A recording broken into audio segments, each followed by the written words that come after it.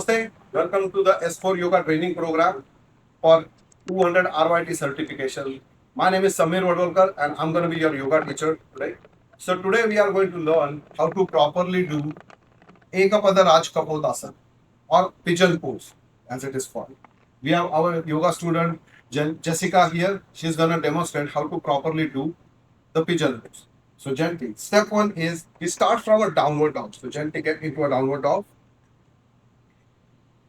Starting pose is downward dog. Gently. Step one, kick your left leg back high in the sky and bring your left foot behind right wrist. Back knee down, back toe tucked out.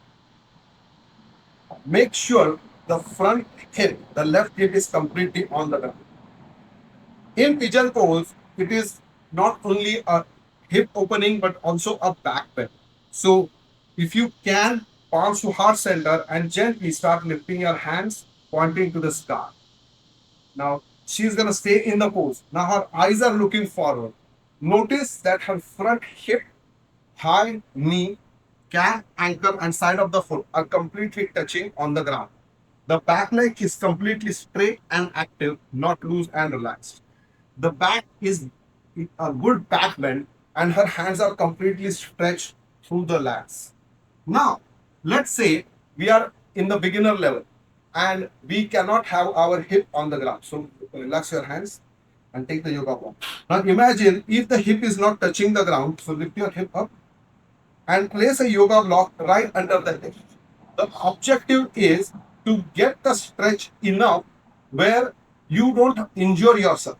Lot of times students have their hip lifted up in the air and they are trying to struggle to stay in the pose. So don't do that. Make sure your left hip is always being supported either with a yoga block or either on the ground. Now gently lift your hip up and hit the yoga block. Okay, perfect.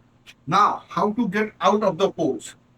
Tuck your back toe in, back knee up, into a downward dog. From downward dog, gently get on your knees, Vajrasana. Hello. Namaste. This is the proper way to perform a pigeon pose or Ekapada Raj Kapotasana. Remember, it is not only a hip opening but also a back bending pose. So stress on your back bends when you are teaching the students on how to do this pose. Namaste and thank you.